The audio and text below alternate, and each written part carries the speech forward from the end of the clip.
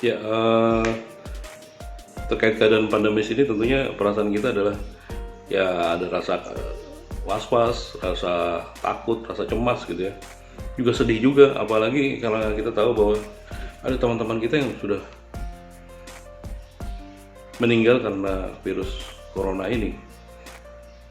Ya, kalau dibilang jengkel, saya jengkel loh sama kondisi di mana kenapa virus ini bisa diciptakan oleh orang-orang yang tidak bertanggung jawab.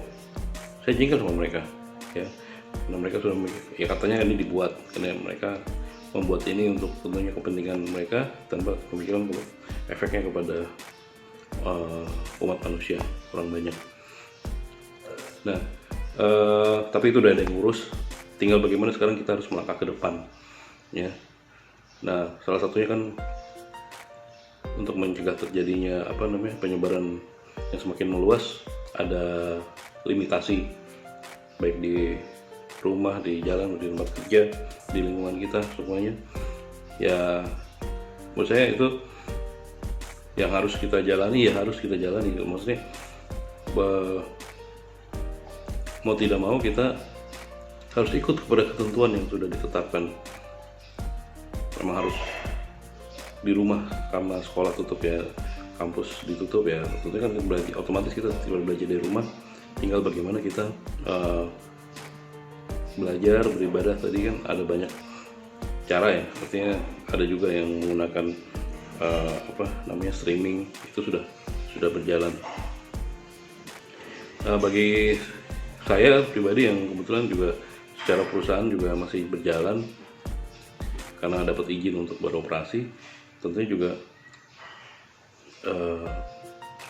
tetap harus mengikuti peraturan yang berlaku, baik saat kita berangkat kerja, kalau ada pemeriksaan di jalan-jalan juga, ya, maupun di tempat kerja, karena nanti kita akan diperiksa juga di tempat kerja apakah perusahaan tersebut memenuhi ketentuan yang sudah ditetapkan oleh pemerintah. Jadi kita tidak bisa sembarangan juga gitu loh. Tetap harus pakai masker, harus jaga jarak, ya, tetap harus cuci tangan, seperti itu. Ya, kalau dibilang negatifnya banyak, tapi mungkin sisi positifnya ada beberapa hal, ya, menurut saya sih. Yang pertama mungkin kita jadi belajar untuk hidup sehat. Kita jadi tahu bagaimana sih cara hidup sehat yang benar, sehingga nanti bisa kita terapkan. Nanti setelah corona ini berlalu, kita masih tetap sebaiknya kita jalankan pola hidup sehat yang sudah kita jalani seperti sekarang. Kemudian juga ngirit juga tentunya, karena kita nggak kemana-mana, di rumah terus. Mungkin biasa ada yang nonton seminggu sekali, sekarang kita bisa di rumah terus, bisa nonton TV aja di rumah, seperti itu. Kemudian yang ketiga, dengan limitasi ini kita juga bisa semakin akrab dengan keluarga, ya, karena keluarga ngumpul di rumah, semuanya di rumah, jadi ibadah bareng, doa bareng, berkegiatan bareng, seperti itu. Jadi menurut saya tetap kita ambil sisi positifnya aja lah, sehingga kita tidak mikirin semakin cemas, semakin was-was, tapi kita lebih berusaha menjalannya dengan gembira, karena hati yang gembira adalah obat. Semangat untuk sehat, dan sehat buat kita dan juga buat sesama.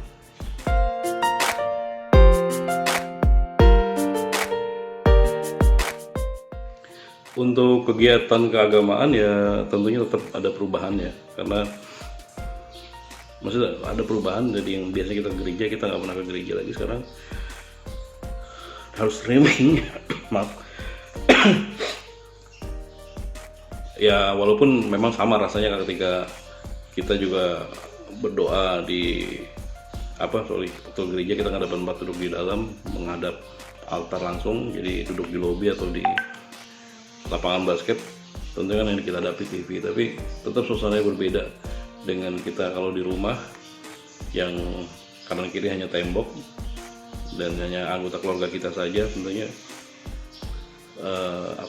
suasana doanya juga berbeda dibandingkan kalau kita ke gereja, ya.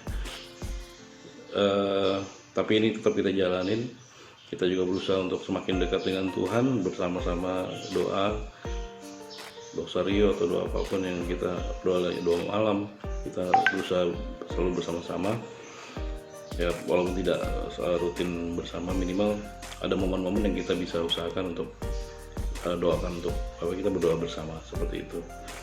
Kegiatan-kegiatan lain tentunya juga jadinya jadi terhambat, doa di lingkungan, bertemu dengan teman-teman di lingkungan juga tidak bisa ya, tapi kita selalu say hello, PWA ya, seperti itu.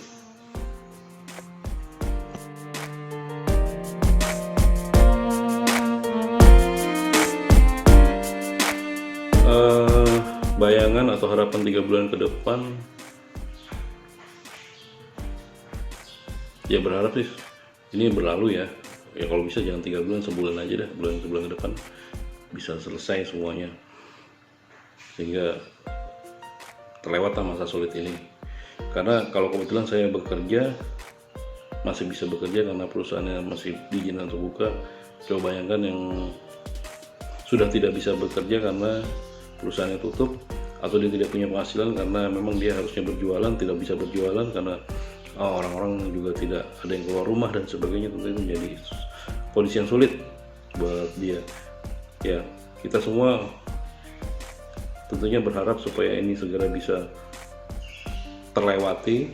Dengan optimis kita berusaha ini pasti bisa kembali seperti semula, artinya sebelum corona ini merebak, entah itu di Indonesia maupun di seluruh dunia, sehingga kita bisa hidup normal, dalam arti kita kembali berinteraksi dengan yang lain, tentunya juga secara ekonomi, sosial tidak terdampak seperti itu.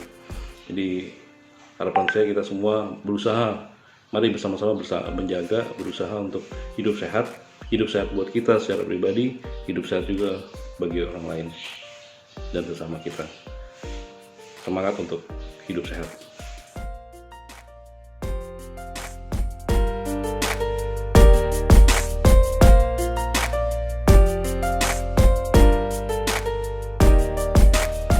Ya pastinya bukan hanya terlintas ya pemikiran bahwa pasti banyak orang yang menjadi lebih sulit dalam kondisi keadaan kayak seperti ini ya. Artinya kan memang bahwa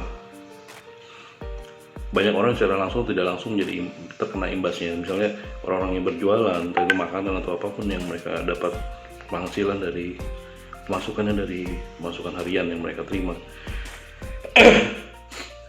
Kayak tadi malam atau kemarin malam saya lupa, saya sempat jalan-jalan lihat pedagang-pedagang masih banyak, tapi yang beli sedikit atau tidak ada malah.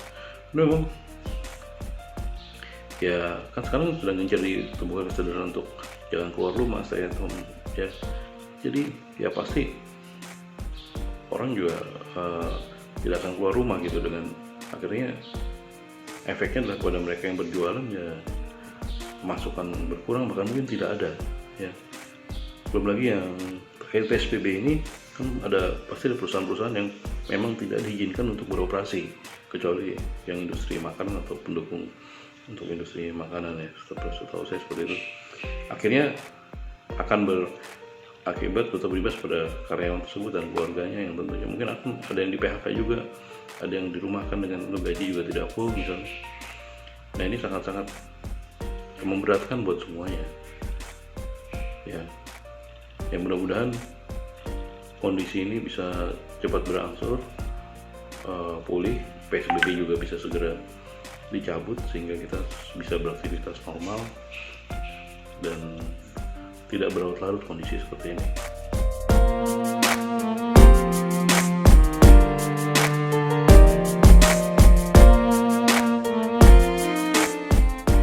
Inisiatif atau karya nyata sudah dilakukan oleh lingkungan, RT atau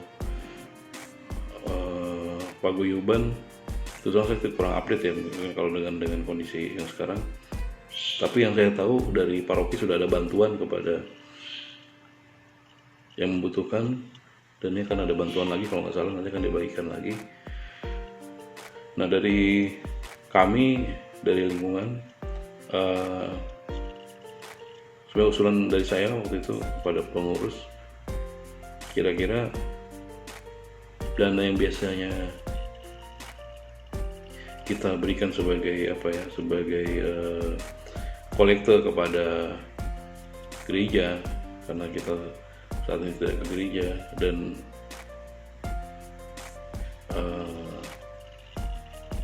mungkin banyak yang membutuhkan bantuan kita di lingkungan.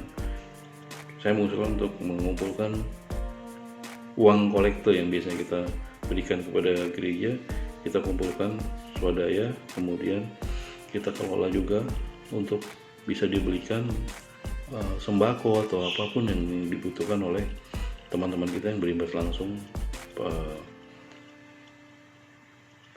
pandemi ini, seperti itu. Jadi kita berharap semoga nanti ini bisa terwujud dan nanti bisa bermanfaat untuk banyak orang dan membantu mereka semua.